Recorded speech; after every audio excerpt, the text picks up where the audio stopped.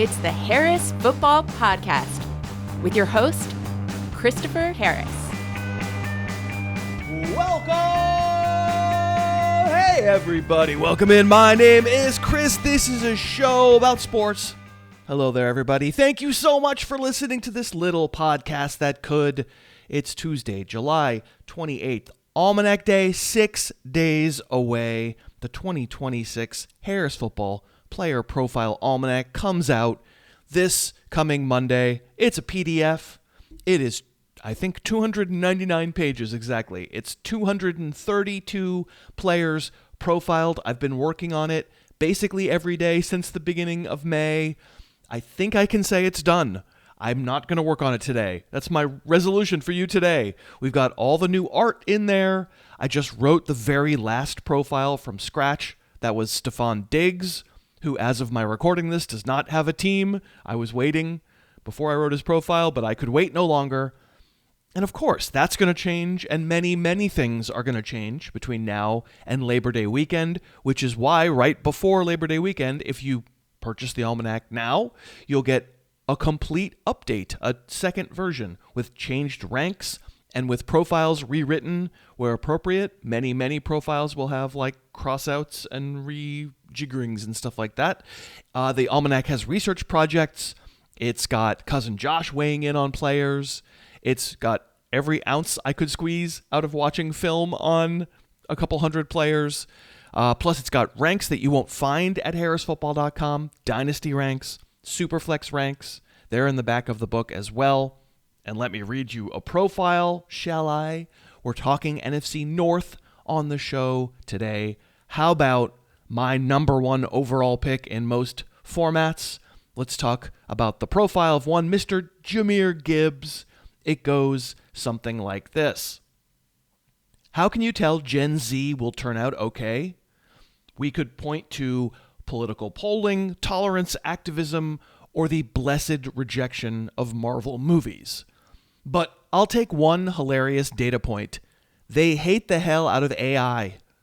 This spring, a bunch of wealthy boomers got up in front of graduating classes at colleges and high schools and mirthlessly read the same scripts they used to brainwash each other about how young people must embrace artificial intelligence or be left behind. So shielded are these elderly losers from what people actually think of the plagiarism machine, they were universally shocked to receive lusty boos. We self-evidently live under a kakistocracy where society is run by the worst, least qualified, most unscrupulous people, and these people are accustomed to their bubbles, in which their bullcrap is never questioned. Meanwhile, Gen Z only knows a world in which endless cycles of Silicon Valley hype express contempt for humanity, and circumstantial evidence seems to indicate these young people hate it. Good for you, kids. When all you have is the occasional ability to humiliate these feckless masters of the universe, please keep doing it. I'm not sure about Jahmyr Gibbs' stance on AI, but I do find him to be a good stand-in for his generation. He's audacious and talented, headstrong and possibly lacking a little something in the toughness department.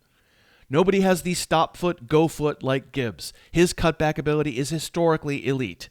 Watch Week 12 against the Giants, and you'll see 3 separate home runs, including the overtime game winner, in which Gibbs made a move in the backfield, then just exploded. He had 6 runs of 40-plus yards, most in the league. The trade-off for this combustibility is that Gibbs does hunt big plays to an uncomfortable degree, and in 2025, as the Lions' offense writ large became less consistent, we got a few stinker stat lines. Gibbs got over 97 scrimmage yards in half his games last year, but he failed to reach 70 yards 6 times and was mostly a no-show in the fantasy playoffs. The big news for 26 is that David Montgomery is gone from Detroit with typewriter feet, Isaiah Pacheco joining to be Gibbs' understudy. The Sonic and Knuckles thing was fun, but had run its course. The moment the Lions' O-line got banged up and mortal, Montgomery's pinball act grew less charming, and by season's end, Gibbs had become the clear choice inside an opponent's 5. I can't promise that'll be the case for the entire upcoming season, but given that Pacheco was routinely pulled for Kareem freaking Hunt, near the end zone, I tend to think Gibbs gets first try. But that's not why he's my number one running back. However much I'd like to argue that Gibbs is now a potential goal line touchdown maker, bigger guys like Bijan Robinson and Jonathan Taylor have a greater claim to that work. No, the reason I'd take Gibbs ahead of everyone else is I find him just slightly more convincing as a week winner. Fantasy football production is more spread out than ever. Everyone at every position can give you like 50 scrimmage yards. The truest differentiation comes in the form of massive plays. Bijan, Taylor, McCaffrey, Cook, Saquon, they're all explosive, but nobody is quite Gibbs. So that's how that goes. I, of course, know that I am also mentioning this new novel that I've got coming out on September 1. It's a summer where I'm trying to ask you to buy 2 things. That's a lot of things. I'm sorry. I apologize. Pound Foolish is my book. It's in the process of being rolled out as a pre-order. I think you can pre-order the ebook right now. The read it on a digital reader. I don't think you can pre-order the audiobook or the paperback just yet, but hopefully that's happening soon. You may or may not know that I am publishing this book myself. Cumulative Press. It's a joke, but it's not a joke. It's so hard. I don't know what I'm doing, but I'm trying to make it happen all in time, and I'm going to do a tour. That'll all be announced real soon. But anyway, so I know some people don't have the luxury of buying any extra things. That is absolutely fine. Please don't feel like I am judging you or anything. I'm so happy to have you listening. If you're just able to listen, that's so fantastic. The podcast is about to switch back onto full-time mode. I'm really pumped about that. Next week, shows will be Monday through Friday. That goes all the way through the end of the season.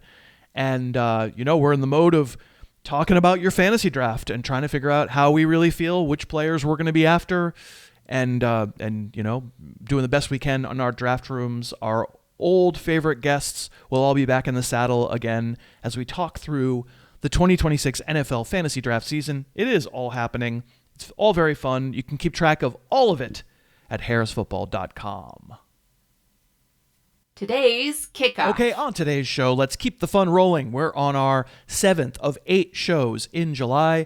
We're previewing training camps, some really good offenses in the NFC North. I wonder how many situations we should be flexible on and, willing to change ranks over depending on what happens compared to letting the noise go in one ear and out the other. Well, let's talk about that. Let's talk about the teams of the NFC North. That is, of course, the Bears, Packers, Vikings, and Lions. To help me with that will be Jeff Erickson from Rotowire joining the show. I think you'll have a great time listening. I'm very, very lucky to have you listening today. We are sponsored by Trust and Will. Some things in life, we put them off. We know we should take care of them, and, then they're taken care of. And putting together a trust or a will is one of those. Take a deep breath, realize Trust and Will can help you. I don't have kids, but I still wanted to put together an estate plan to take care of other members of my family. If you do have kids, all the more important that you just do it. File it away, get the peace of mind. Trust and Will offers affordable attorney-designed estate plans online that you can create in as little as 30 minutes.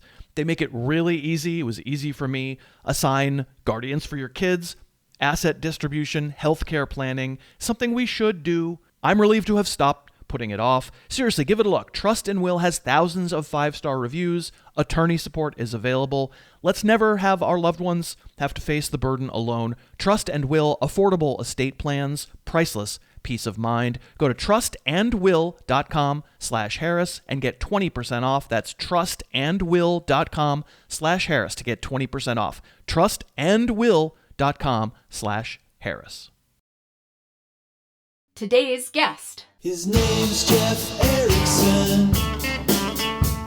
It's not Eric Jefferson. He tries and he tries to give you advice if you would only listen to Jeff Erickson. You know his name. Stop saying the other name. Never ever tell him that he's the other name. Except for last night I was on a Zoom with our mutual friend Nick, and who has left Los Angeles, Jeff, and he said make sure to say hello to Eric Jefferson. This is writer Nick, correct? Yeah, correct, writer Nick. All right, excellent. Well, please say hello back next time you Zoom with him. Yeah, well, I mean, I don't know if we should. You're known now like so far and wide as Eric Jefferson because of your song. It just feels like maybe we should start snubbing people. I do love it when I get a random, you're not Eric Jefferson.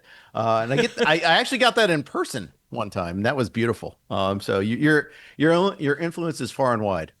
It really is. I mean, there's a power. There's calling you Eric Jefferson, and there's nobody knows why they call it planting a flag on a player, but they don't realize that we're old and I did it a long time ago. Other than that, that's it. That's the legacy. There you go. But no, of course not. We have a huge legacy to build today by discussing the teams of the NFC North, and that's, folks, what we call a segue. You can, of course, find out everything that Jeff does at rotowire.com. You can be a subscriber at Rotowire. That's a fun thing to be. I have a subscription there. It's lovely. And you can also find Jeff on all the socials, on Twitter, on Blue Sky. Just search his name. Jeff Erickson, not Eric Jefferson. So on Monday's podcast, which is a yacht club show, and Paywall Andy Behrens was, of course, on with me, as he always is.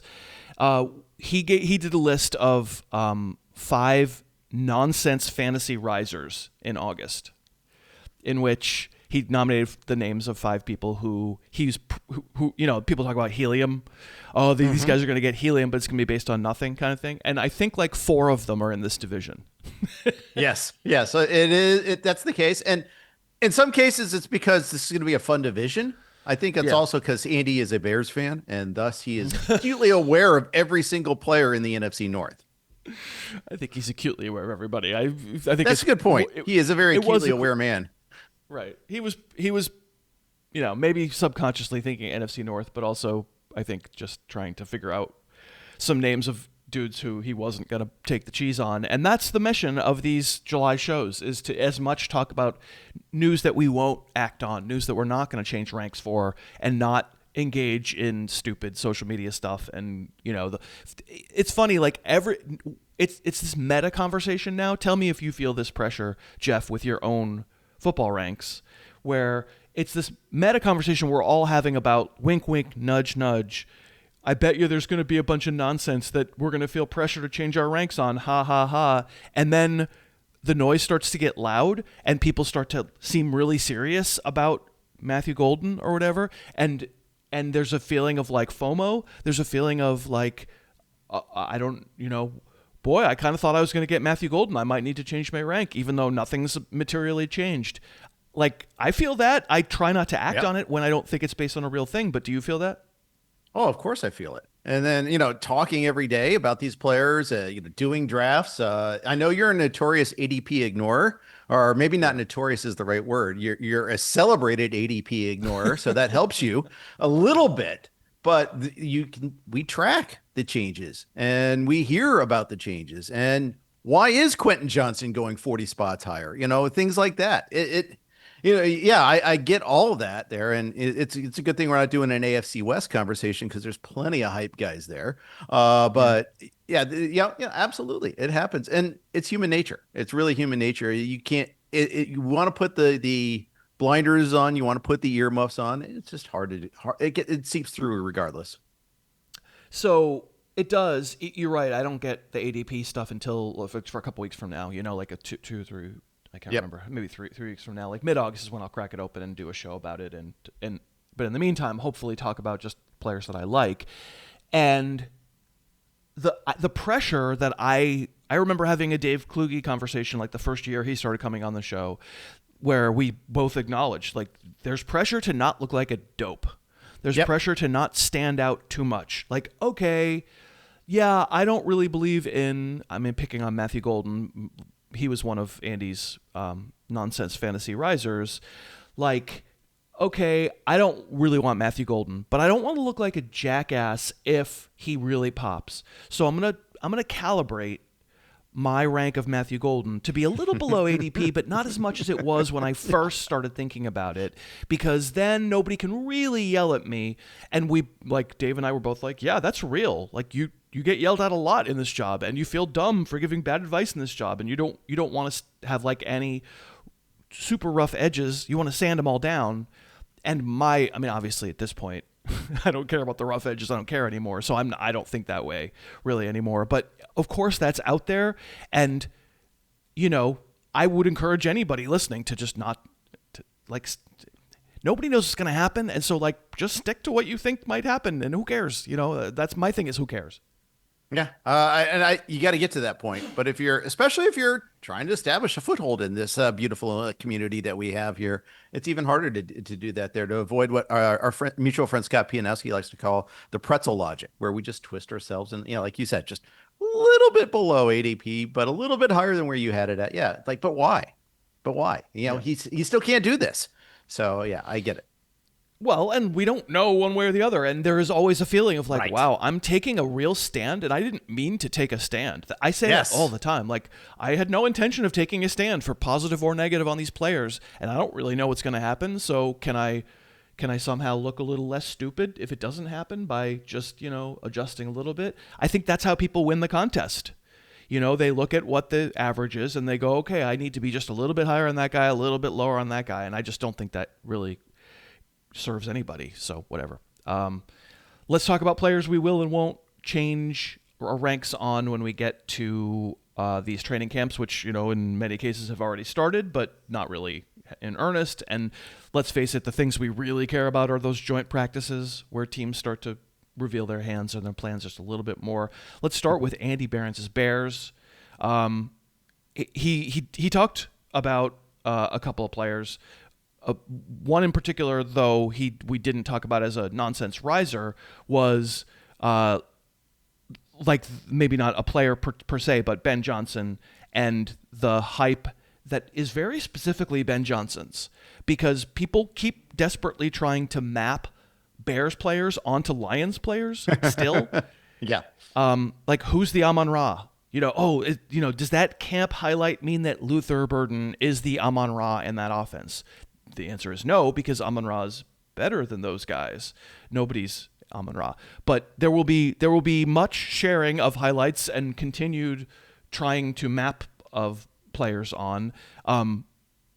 I think the wise fantasy drafter won't do that and won't assume anybody's going to turn into the wide receiver 6 or whatever from this offense. It could happen. Tell me where you are on the two main Bears receivers, and tell me if they have any August mobility. So it's Odunze is the guy I'm going to pay attention to. And it's not because of the Ben Johnson mapping. It's because of the quote unquote new normal phrase that Odunze said about his foot. That's got a lot of people wigged out and pushing Luther Burden up. I want to see, is he practicing every day? And these joint practices, is Odunze going to be doing everything that's he's supposed to be doing? So let's face it, last year was frustrating. It was a very frustrating year to deal with that stress fracture in his foot, the reporting on it, is he going to play? Is he not going to play? Is he fully recovered now? Now he's had the off season. I can do everything I want, he says, but it's also the new normal. What does that mean? That's the thing I'm going to be trying to watch. And I don't know if we're going to actually learn anything. I'm not sure. If in-season reporting isn't going to be on top of this, I don't know why training camp reporting would be much better. And that's one of the things that we're just going to have to try to deal with a little bit more. But that's something that could change. If I see in joint practices, well, he's sitting out the more series than the other receivers. Well, yeah, I'm going to be concerned about that. So tell me specifically, I don't know if you have your ranks in front of you. If you don't, get them out while I'm vamping for you right now. Tell me specifically where you have Odunze and Burden among fantasy wide receivers in your ranks heading into camp. I'm pulling them up right now. And, the thing is, I do have Burden ahead of Odunze just a little bit. I don't think it's the numbers? a lot. Numbers. I'm pulling them up. Numbers. Hold, please, for this very important question.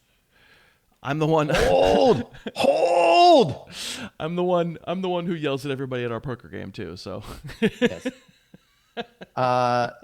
I've got it as 24 and 30 respectively. Okay. I'm a little higher, but I have Odunze higher, 21 and 25. Okay. So, but this is why this is a relevant thing to pay attention to, because of course this is definitely going on the list. Rome Odunze, Luther Burden's not going on the list for me. I don't need to see camp highlights about how, my God, if you had put a Lions helmet on him, that would have been Amon-Ra. Like, I don't really think that's going to happen. I don't think you can determine that kind of thing in training camp. Maybe we'll get that news in September, and I will have gotten them in the wrong order. But, of course, yes. Easy thing to pay attention to, easy reason to lower Rome Odunze for me out of the higher spot between the two of them would be...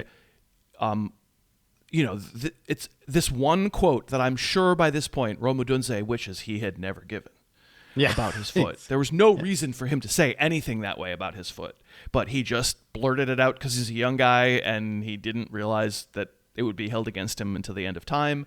And it could turn out that he's just fine. I mean, my assumption, obviously based on this rank, will be that he is just fine, that it doesn't really mean anything, that, his foot isn't 3/4 of the way towards falling off. It's fixed. He's going to be fine. He'll be able to do himself. We won't really be able to know that for sure until we get to September, but I will stick to my guns on this ranking if he's there for every practice, if we stop hearing about it, if he doesn't need to miss stuff.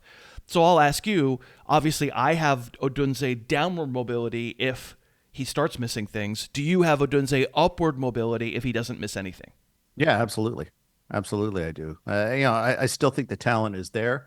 I still think, I don't really care about the pedigree as much because they're known quantities to their team. He's not going to care who got drafted where so much as it's just like, I think Odunze can play. The other assumption, by the way, Chris, is that with the trade of DJ Moore, all these extra targets are going to flow to these two receivers, and we can kind of count on them being, heavier volume. And I'm not sure that's necessarily true. That's it. So in these joint practices, how often are they, lining up in 12 and even 13? They spent a 3rd-round pick on a tight end. Is this something is Roush going to see the field even some more often than not? Because I think one thing that we know under Ben Johnson is that the Bears run the ball very well. He is an excellent run game designer, and that's not going to change. So I don't know if we're going to get this, bounty of extra targets that we're hoping for. Yeah, but it's the NFL. That doesn't matter. I mean, you're not sitting there worrying, and you're not doing stat. I know you're not doing like detailed stat projections saying, "Oh, that joint practice featured a little more Khalif Raymond than I'm comfortable with. I need to give him 10 more targets." Like, that. Yeah, sure. What you're saying is possible in theory, but you're not going to learn that in training camp. You're probably right about that. And you're probably not going to learn about the usage of Xavier Thomas either. Is he anything more than a gadget guy? That's because I'm viewing him just as a gadget guy and not even the number 3. But yeah, but Rome is the big thing I'm watching. The running backs. How high can he go? How high can Odunze go on your receiver list if he's 31 now? If he has a purely clean, like 19.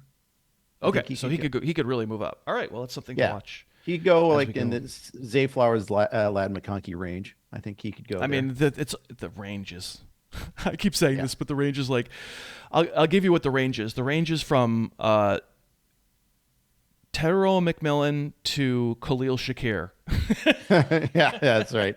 The range is 45 players or something. Just stupid. It's all the and he could drop too, by the way. He could also still drop. He could go. Yeah, he could still drop them. Okay. So you started talking about the running backs. I don't think we're going to learn anything about them. Just talk about that. I think people want to manifest, is this the year that Monangai takes more over for Swift? Just like, is this the year that Blake Corum takes over more for Kyron Williams? I don't think training camp's going to tell you that. Yeah, maybe, but how are you going to know? Yeah. Right. Barring an injury, of course, obviously, but that's a whole different story there. But Swift had his uses, and so did Monangai. I think they'll both get a lot of run. I don't think that's going to change a whole lot. I wish I had liked Monangai's film more going back and watching it, because I'm a notorious DeAndre Swift. We call him Zero around here because he wore 0 with the Eagles, and he kind of was. He's, so I kind of feel like people want the other thing to happen still. I don't think there are tons of Monangai enthusiasts out there, but I might be wrong. I don't have my ear to the ground on the Bears backfield. the larger point is, if I had liked Monangai's film more, if I'd found him to be, I like him as a player. He's a tough, no nonsense, try to run you over, not a huge guy, but like goes where the play's supposed to go, physical dude. Just didn't really change directions well, didn't accelerate super well. Isn't going to catch the ball too much, I don't think.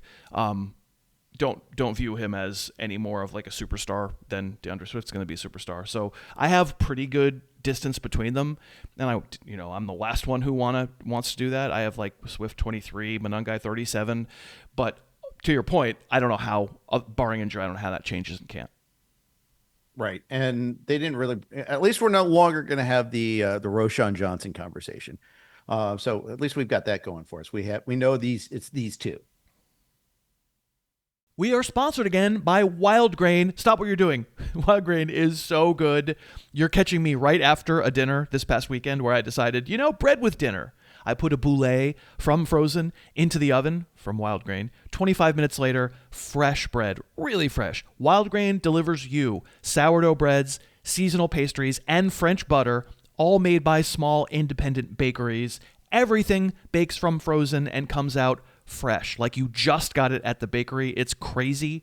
And I should say, these carbs are better for you because they're slow fermented and much easier on your gut, which I definitely care about. And you can customize your box with classic, gluten-free, vegan, and protein options. The cookies, the pastries, insane. The bread, so good. If you're looking for an easy way to enjoy bakery quality bread at home, try Wild Grain. More than 40,000 5-star reviews, including mine. Named USA Today's best food subscription box 3 years in a row.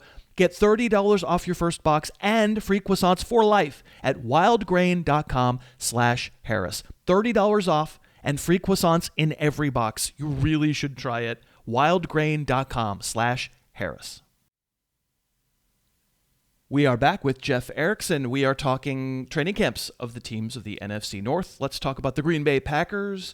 Very upsetting to everybody, and especially this podcast, who's made a lot of money on Josh Jacobs. The news that we need about Josh Jacobs is not going to come out of training camp, but it can potentially come in August, and it's obviously very important.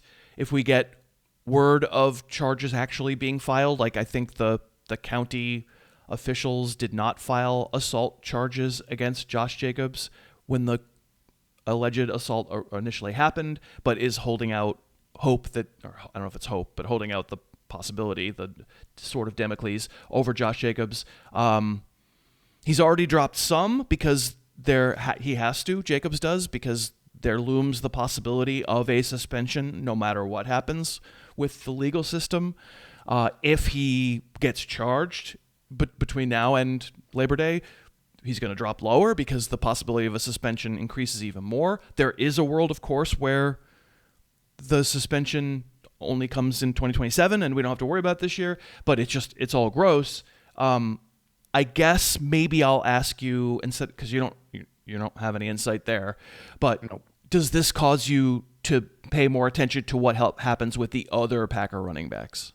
Oh yeah, I compliment MarShawn Lloyd for his stay at the Hamstring Institute. Why he didn't do that earlier in his career, I don't know. It's there's a Reds player named Cabrian Hayes in baseball that when he was on the IL, he did 3 days at Driveline. Wish he had more time, like an entire offseason.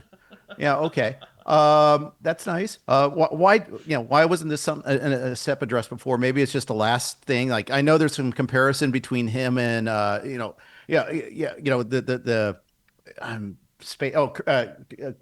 Christian, his teammate. Sorry, I'm just such a space cadet this morning. But Chris Brooks?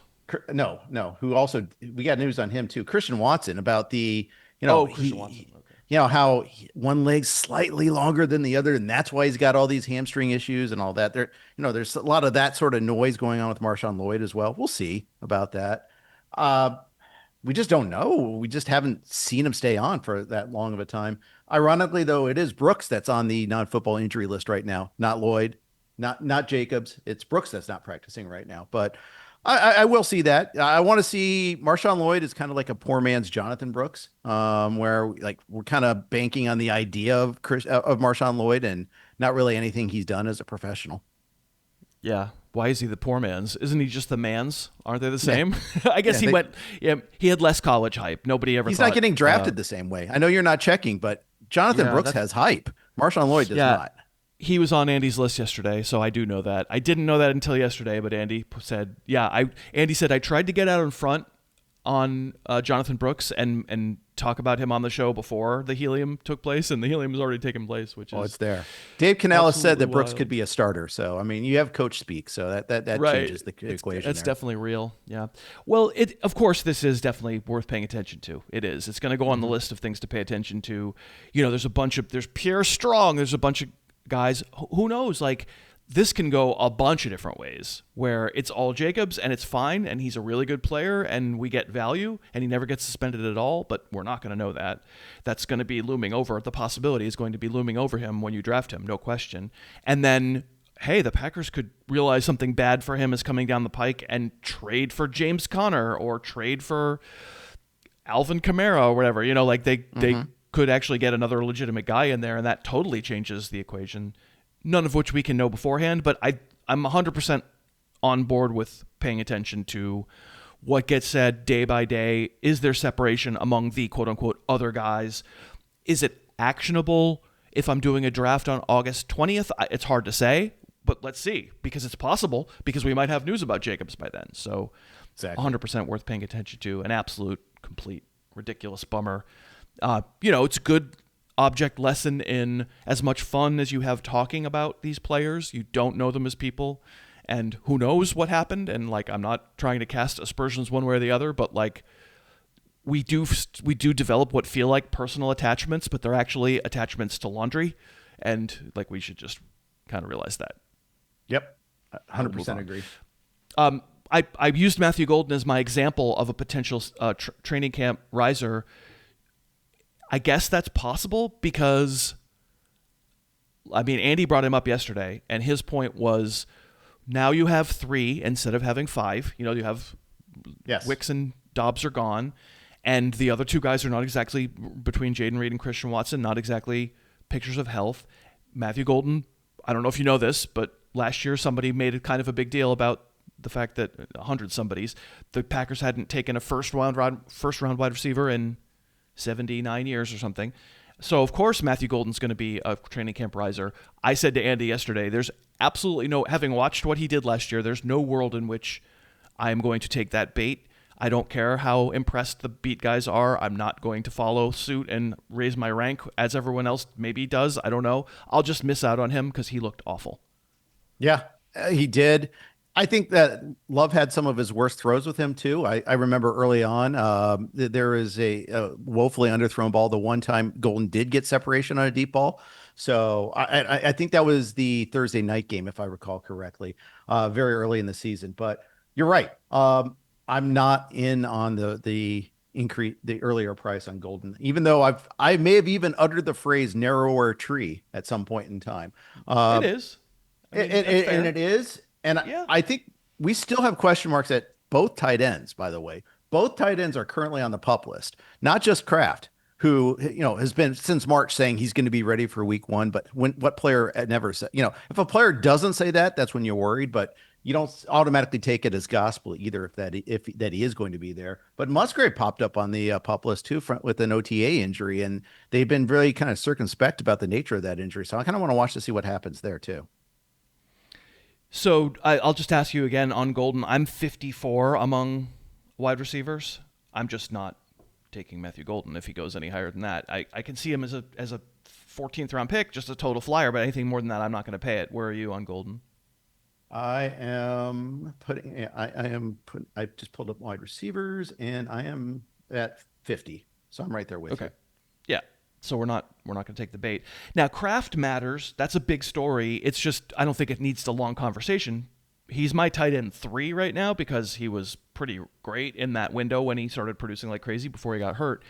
But he has no, it should go without saying, he has no upward mobility at tight end 3. He's got nothing but downward mobility. I'm not panicked over not being available the first week in camp. And they've said this is probably more a second half of camp kind of thing. I'm gonna leave him there until ADP time, mid-August, and if he's still not doing anything, he has to come down. obviously worth paying attention to, but just sort of goes without saying. Do you have different thoughts on Kraft? I just assume that first half of the season will be a little compromised. Then hopefully he's healed by the second half and doing really Tucker Kraft things, which are really make this Packers offense a lot more dynamic. So, but I would take Loveland and Warren over Kraft basically because of this. Okay, you have them 5. Yeah. Okay. Yeah, I think this is a defensible position. I wouldn't imagine. I mean, I'm not a tight end early drafter anyway, but if I'm getting, whatever the 9th tight end off the board and he happens to be my 3rd ranked guy, great. If he goes earlier than I'm willing to take a tight end, I don't care. I'm going to wait and take a tight end later. Vikings. They were, I would love to say there were tons of answers coming in this training camp because the Vikings, you can make an argument they were the biggest fantasy disaster in the entire NFL last year. Is that you can come up with others, but we expected a lot. We thought, sure, J.J. McCarthy will be fine. He was this just in. I'm touching my fictional earpiece. He was not just fine. So this starts with Kyler Murray, as we call him, Kyler Murray, taking over, we presume, at quarterback. Do you consider this an actual quarterback battle? No, I do not. I know there's been some comments about it being a battle this week, but no, I don't. Although I think we should note an incongruence because we needed, we look at the Arizona Cardinals and McBride and Marvin Harrison Jr. for the 12 seconds that he stayed healthy after Murray lost his job. Both got unlocked. Michael Wilson broke out. All we needed was a quarterback that could see the field and throw these certain throws. So Kyler Murray's supposed to be a rescue over J.J. McCarthy because what now?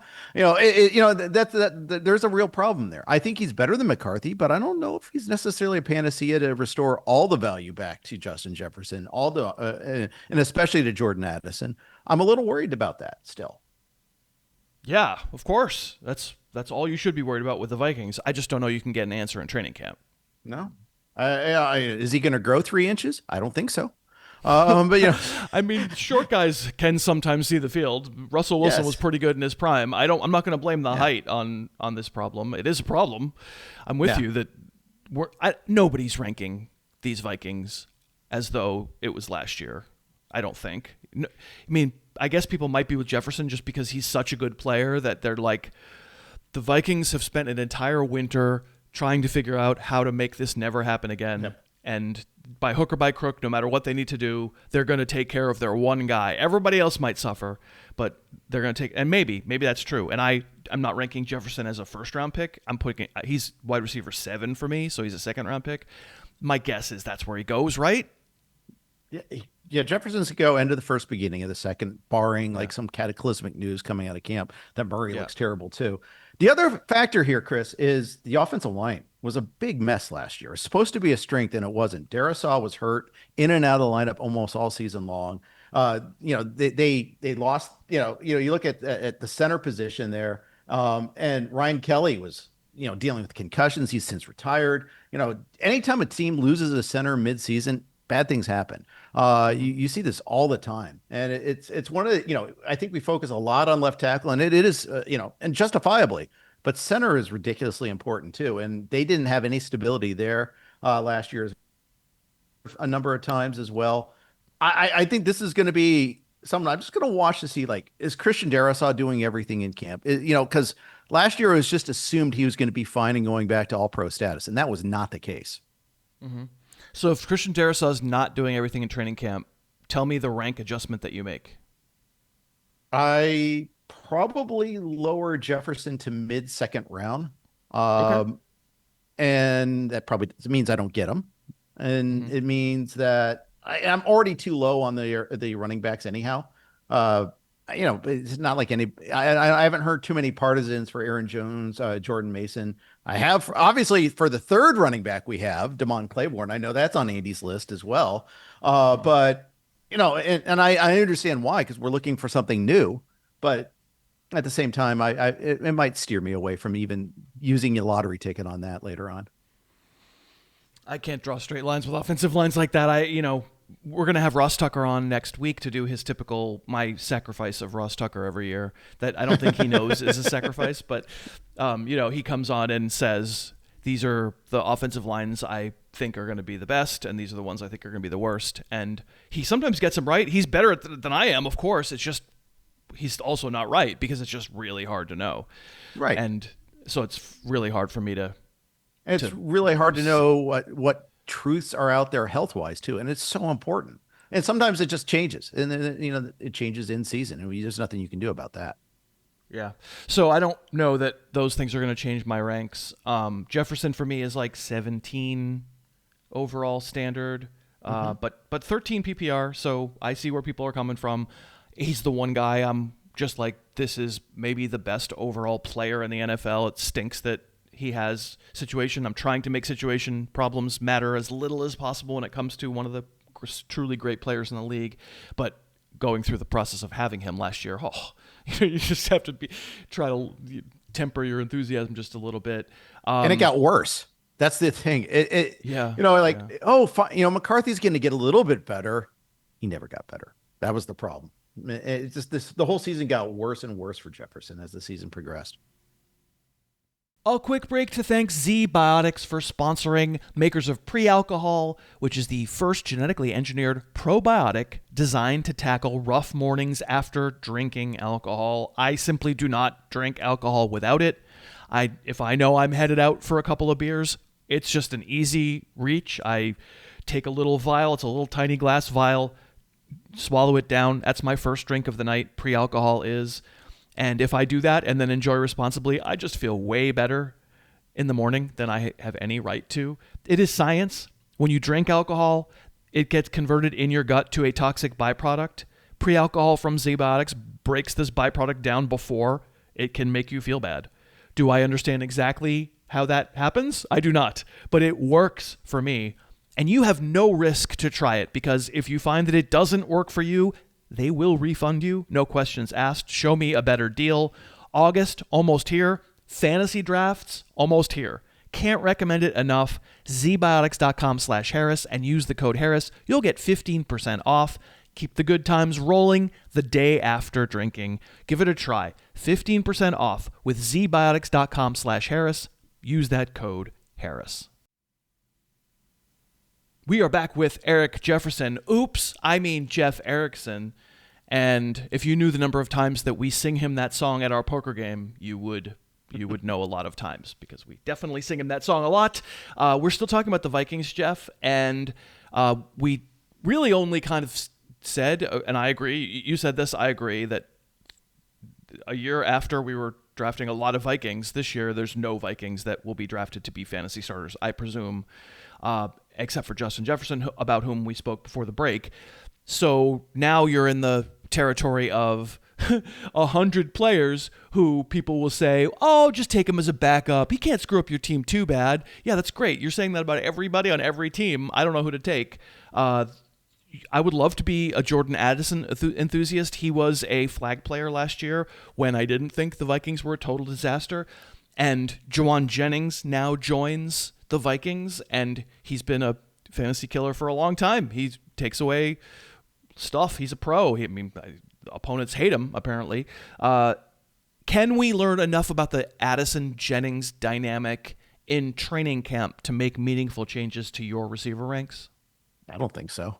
I think Addison has a specific skill set. I think Jennings has a specific skill set. Maybe you hear, oh, Jennings is spending every practice with Kyler Murray afterward. Yeah, okay, no, that probably wouldn't change things. No, it's a nice little story. Together. Yeah, exactly. They're playing more Call of Duty together. Okay, cheap shot. Okay, I had to take it, but no, I don't think there's a whole lot there that can change things. I think negative news would maybe change things more than positive news, if that makes sense. Like, it does. What kind of negative news? Addison's just not clicking with Murray. They seem to be on the wrong page. He's underthrowing Addison all the time. Addison's just doing cardio in this offense. Things like that. That might change things a little bit. But but again, I don't think it. Yeah, it's like a scintilla of movement there at most. Yeah, I don't think I don't think you're going to get a lot of information here, and it could turn out one of a few different ways. They could both turn out useless for fantasy. One could, elevate above the other. They do different things. I mean, Addison is a speed guy and a very polished route guy, and Jennings is the opposite of a speed guy, but a very polished, I'm willing to do anything guy, and I'll get blasted to go over the middle and put my life on the line and take a huge hit to make a catch. And that there's a role for both of those guys in this offense. I'm going to rank Addison higher, barring injury, just because I think one thing in fantasy we know, especially with the receivers these days, is that everybody's good for 4 catches for 40 yards in any given week. And I need the one who half the time has a chance to make the one big play that changes the box score. And I think whereas Jennings has done some high volume games in some situations where he's been, valorous and scored some touchdowns, Addison's the one who can quote unquote go deep. 100% agree. I think Jennings is the classic. If you need 7 yards, I'll get you 8. If you need 10 yards, I'll get you 8. I think he's that guy. And, sure-handed, tough over the middle, all those things that you said. Every once in a while, he's going to draw a team that does not have 3 corners that can cover. And when that happens, he'll be pretty good. Yeah. So then you actually mentioned the backfield. Now we're to the point where Aaron Jones, it really felt like he was probably going to be out of Minnesota. We talked about that a lot in the winter on the show, and then he took a substantial haircut to stay there for probably one more season. They still have Jordan Mason, who got one heck of a chance last year, but aren't we unfairly punishing Jordan Mason for not being able to, what's the right metaphor here? Eat the poop sandwich? I feel like, yes, the Vikings offense was completely broken and nothing worked, and the offensive line was a total disaster. And I recognize all that. And so thank goodness they've changed quarterbacks and they've gotten some new offensive linemen. And I'm willing to make a leap of faith that Justin Jefferson can still be a 2nd-round pick. But that Jordan Mason guy, screw that guy. He blew it last year. That feels harsh. It does, considering he did exactly what he did the year before with the Niners. I mean, there's really no change in what he did there. Slightly less efficient rushing, but still way more efficient than Aaron Jones. He's not a pass catcher. He's not a pass pro guy. He doesn't play on 3rd down. So, okay, that's not going to change. I think that's why the Niners were willing to move on from him at the same time. The same positives and negatives about Jordan Mason still exist. Nothing's changed. He is, so we're having 2 conversations at once here. On the one hand, I think we're both going to say that there's not too much news that's going to happen in August with the Vikings that's going to change our assessments. I have Aaron Jones 38, Jordan Mason 41, and Damon Claiborne can go pound sand. I'm not drafted. We'll talk about him in a second. I don't imagine anything that's going to, barring one of them getting hurt, I don't imagine I'm going to fall in love with either guy. But the second conversation I feel like we're having is Aaron Jones still looked really good, but just absolutely is not trustable health-wise. Something is going to happen. How many years in a row do we need this? He's an older player. That's what's going to happen. That's why he's low. And it feels weird to be really low on Jordan Mason by way of punishment, saying, you got your chance last year, you didn't take it, I'm moving on to the next flavor, that's Damon Claiborne, when we all acknowledge it was an untenable situation. Jordan Mason, absolutely a passenger when it comes to being a great fantasy player. He's not a great NFL player. He needs a good environment to turn into a regular fantasy starter, somebody you're really excited to have. But that can happen. We're acknowledging that could happen for Jefferson. Jefferson would be more the bus driver than the bus passenger. But if it turns around again and suddenly we think positively about the Vikings again, I'm going to go out and say it. My rank doesn't reflect it, but Mason is the one I would trust to reflect that maybe most in that backfield. I agree. I'll say this. My brain resides in PPR land. That's my default thought process. And Mason gets hurt by that, period. Yeah. And that's not going to change. And that's also why people want to manifest Claiborne. It's because they know that they want to pivot from Jones when he gets hurt. And they also think that, Claiborne could be that guy. I don't think Claiborne could be the guy that gets 15 carries, though, too.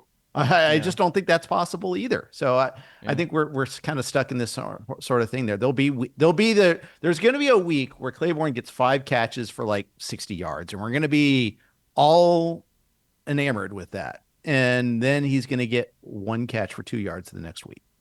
Yeah, I'm not. I mean, I'll just square the circle on Mason to say, is he slow? He is. Is he like a pretty good power back?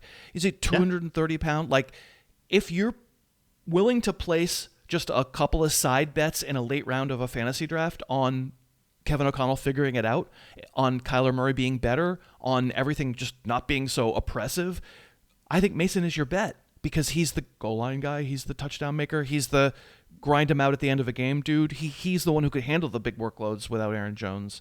Damon Claiborne, I don't know from a hole in the ground, nothing against the guy. All I know is he's teeny tiny. And now, it's the curse of Achane. Everyone is coming into the league at that size. Everyone goes, well, I know traditionally it doesn't work, but there's this one guy. It might just work for us. It might just work. Exactly. It might just work for us. I'm not gonna buy any camp hype on Damon Claiborne. He made Andy's list of nonsense August risers. I feel like that's exactly right. I gave this list on yesterday's show, but I'll do it again. I quickly scrolled in the Almanac to the Damon Claiborne. I did write him in a profile. He's number 75. The comp I gave him was Brashard Smith. Remember, we were doing the exact same thing with Brashard Smith last year. I mean, fast guy, converted wide receiver. Sure, Andy Reid might use him as a fun... No, he didn't. The list of guys who fit Claiborne's just size, 5'10", 188. Dree Archer, Chris Rainey, Naheem Hines, Leon Washington, Garrett Wolfe, Chad Morton. I mean... I remember the hype for all those guys to say, well, they're really fast, and they're kind of just wide receivers, and they're going to be in the slot every play, and so there's 50 catches there for them, and it just doesn't happen. And Achane, if anything, has proven that the reason Achane became Achane is because he never fell into that bucket of like, well, he's just a really fast receiver. No, they made him into a feature back, and that's crazy, and he's amazing for being able to do it, but unless Damon Claiborne becomes a feature back, he's not going to be useful for fantasy. Yeah, I'd agree. Not much more to add to that there. Hey, he's picking up pass pro in training camp. Okay, great. Yeah. Trivian Henderson was too, and we know how that worked out in the regular season. But that's a great point. I'm sorry to have ranted about Claiborne. I had a whole day to rev up because Andy and I talked about him yesterday, and Andy agreed. It's not like Andy and I were 100. Andy brought him up to say this is the kind of player who is going to wind up getting taken in the 10th round by the time we get to late August, because there's going to be no news about Aaron Jones. There's going to be no news about Jordan Mason, and everyone's going to be like, well, there's this other guy, and I hate those first two guys, so sure, with the 100th overall pick, I'm taking Damon Claiborne. We're not going to do that. One more team, and it's crazy that they're the last team we're talking about. I'm taking them in order of finish from last year, and as it turned out, the Lions actually did finish last in that division. I read Jahmyr Gibbs' profile off the top of the show. He now, obviously, with no David Montgomery, he becomes, that is to say Gibbs, a no doubt, I mean, you'd say top 2, right? I have him at 1. It's totally understandable to have Bijan at 1. Yeah. Are there going to be people out there who have Gibbs any lower, unless they're doing the wide receiver thing, which we're not going to talk about those people. Are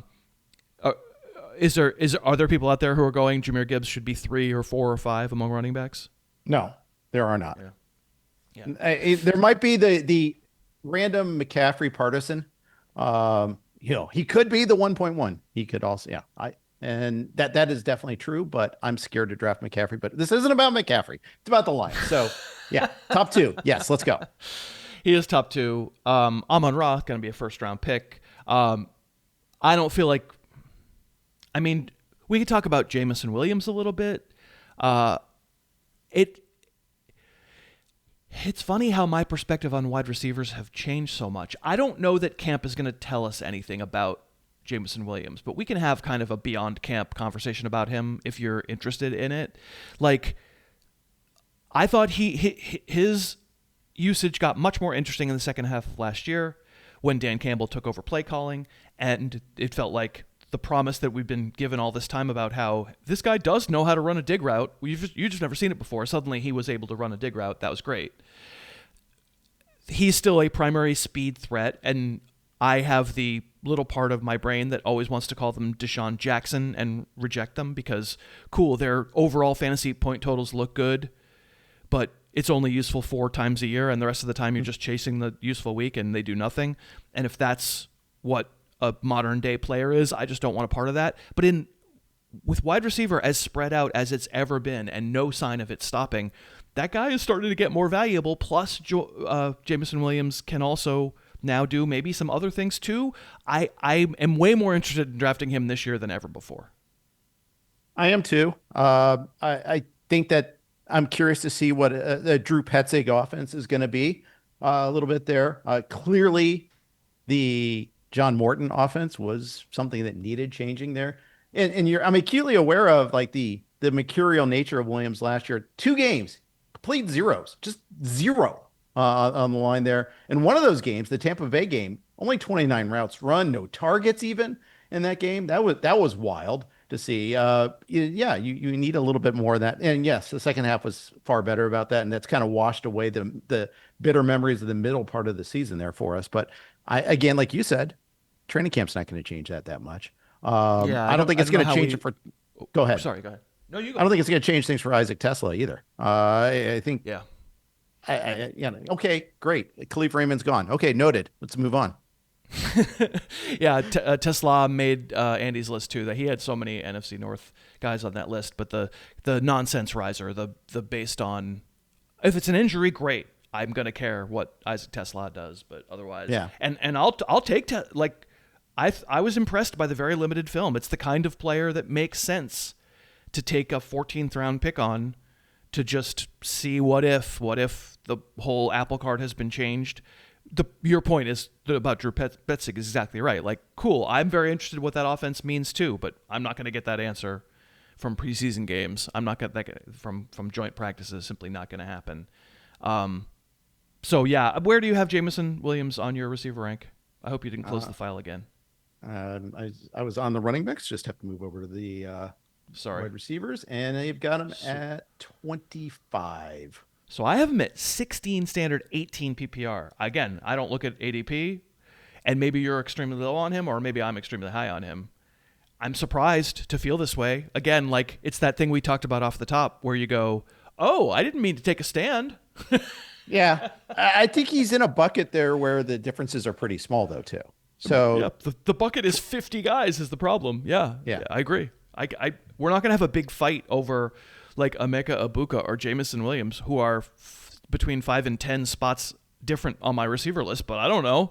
They're all really good players who have great opportunities in interesting systems, and you're kind of just taking your choice. And maybe I'm finding myself in my old age leaning a little toward the guy who can do the 180-yard play just a little more than I used to, because it's at least a slight distinguisher from, I mean, Emeka Egbuka did 0 games too. You know, they all do. That's because they all play so many damn receivers. That's really tough. So I don't know. I am higher on Egbuka for what it's worth. But I understand as a part why. of conversation. But yeah, sure. There are some people that are really high on Egbuka. That is some doing early drafts. I've seen a little bit of that noise. So we that's another conversation for another day. No, but it's interesting, and of course, you know, it just keeps worth perennially mentioning. There is no ADP. There's no one ADP anymore. There used to be. There just isn't. Right. It depends on where you play, because Absolutely. the default ranks on your game determine, like the thing that got determined when, you know, like in April or in May or something at ESPN, where I used to be in that meeting, you know, that determines default ranks, and default ranks don't change as much as they should. And so the next name that comes up for, you know, this is who was highest on the default rank list, that guy's ADP gets higher on that platform. It just does. And so like it's tough. That's why it doesn't matter that much. That's why I don't care about ADP that much. I sort of just want to have what I think. You know, I sort of want to just say what I think. And apparently, Jeff, it turns out I'm a massive fan of Jameson Williams. Huge. Huge, massive. I know, and that you've been pounding the table all summer long for it. I saw it on Blue Sky. The pounding just began right now. I'm pounding. Nobody can you hear that? Like this segment is real. This is dawn breaking over Marblehead. Suddenly, Harris realized that he's massively into Jameson Williams. We talked about Tucker Kraft and paying attention to that health situation. Sam Laporta didn't have as serious an injury, although as somebody who has ruptured discs in his back, it's not unserious, but he apparently is in better shape. I think, once again, whatever you think of Laporta, August isn't going to change it, but he's someone else that we're paying attention to everybody's health, but he qualifies as someone let's pay a little extra attention. That was my one note, actually, was pay attention to Laporta's health. Because I think there was a before and after difference when they lost him. There wasn't much behind him, and it changed their offense considerably, I thought. Yeah, and if you want to make an argument that it wasn't Dan Campbell play calling that changed Jameson Williams' fate, that it was rather no Sam Laporta, that might make me take back the pounding of the table. I might just be wrong. It might gently tap the table every once in a while instead. But too many mouths to feed. Yep. Too many mouths to feed. I don't know if there's anything else. The Lions really are one of those camps that kind of is what it is. I don't know how you're going to really come to massive changes. Other than an injury to Jameson Williams, I'm asking myself right now, is there a way for me to, let me ask you this question. You rank for baseball, I don't, and then also obviously you great ranker for football too. That experience that I just had in real time, people heard on the podcast, finding out that you're high on a player you never thought you were high on before, that you were always low on. I've had Jameson Williams as a bust before on the show. When you find that out, whenever that is, that you're higher on somebody than the market that you never thought you would be, that's the feeling, right? You go, oh, I could probably lower him a little bit and look a little less like a there doofus. You go. That's the thing we were talking about at the top of the show. 100%. It's the opposite direction. What it should do is make you dive into the player a little bit more and say, okay, why do I have him here? And for baseball, I'll tell you, it's even harder because I'll do a set of projections. And I do the player's projection independent of his rank. And then I add the formula, which uses the projections to help me at the ranks. Like, oh, he's 40 spots higher than I thought he'd be. Oh, okay. There's a lot more players in baseball, and there's, it's a different layer of dynamics too with the roto style scoring and things of that nature. Like, oh, I don't want that, but maybe this is telling me I need to take more of him this year. And that works sometimes. And then there's other times it's like, oh, Jeff, you're just a big dummy and you just had it wrong. You just did, you gave him 12 wins instead of 9, and that those 3 wins mattered. But that's a whole different conversation. But still, it forces you to kind of make that decision. Like, if you're abnormally high or abnormally low, okay, but why? And let's find out why. Is there a bias in there? Is there a good reason? Or is it just that this is the number that it spat out? And it's like, oh, okay, well, that maybe the number seems right to me. Okay, I'm going to get more of him this year. Well, I don't have any projections, and I don't have an engine that spits out ranks. I don't have it's just me saying, who would I take next? And I've done the work. Like, nobody can accuse me not have. In the middle of probably June, I sat there for part of a day and watched Jameson Williams. I watched everything he did, 65 catches. I think I watched them all. And I didn't come away thinking, my God, this guy's reinventing the position. He's unbelievable. He's amazing. But the best part about what I remember seeing was it wasn't just deep balls in the second half of the year. And it could turn out that was strictly a Laporta thing. He's a Laporta merchant, as they say, and I'm going to wind up being wrong. But I'm going to try to resist. Since I have done the work, I'm going to try to resist the temptation to do the thing that we all are tempted to do. I as much as everybody, I'd rather not look like that much of a donkey over this player. Maybe I'll stay above ADP, but just go a little lower. Safely, I'm trying not to do that. All right, well, fun conversation. Thank you for helping me work through these teams. You can find Jeff at rotowire.com. I would encourage that you do that. You can also follow him wherever you follow people on social media. And you can feel free to wish him a bon voyage, because right after this, he's headed out for an Easterly vacation. He's going to my stomping grounds. We're not going to get too specific because we don't want people tracking him down in hotels. But I hope you have a wonderful trip, my friend. Thank you. My pleasure, and looking forward to seeing you across the poker table sometime soon. And thank you so much for listening. So good to talk to Jeff. I talk to him a lot in real life, but amazing to have him on the show as well. So nice to be able to do this with your friends. Let's thank the sponsors as well. We were sponsored today by ZBiotics and Wild Grain and Trust and Will. And if you were interested in anything I had to say about today's sponsors, you can find their information in today's show notes. All of the current sponsors are listed at harrisfootball.com. When you're able to, find a need and maybe, support a sponsor that fills that need, that is wonderful. That's the best of all worlds. I wouldn't want anybody just supporting a sponsor and they didn't want the thing. But if you do have the means and a need and you can pick a sponsor, that's how the whole thing happens. And you do a wonderful job of that, because obviously a lot of these sponsors keep coming back. So if you want to give them a try, I'm going to have some wild grain croissant egg sandwich as soon as I'm done here. I'm really looking forward to that. So thanks very much to those companies for sponsoring. That's going to do it for this episode. Coming up on Friday, the final July show, the final training camp preview show, will be into full-time mode as of Monday of next week. The Friday show is going to be a great one, though. We've got one more division left. That's the AFC North. We're going to talk through those teams with our buddy Matt Harmon from Yahoo and Reception Perception. That's going to be a great one as well. Until then, thanks again so much for listening. Your hat is awesome. You're awesome for wearing it. I will talk to you on Friday. The Harris Football Podcast's opening theme is Under the Gun by Apex Manor. The closing theme is Say Yes by The Wellspring. Subscribe to the podcast on iTunes and never miss an episode. Say yes. Say yes.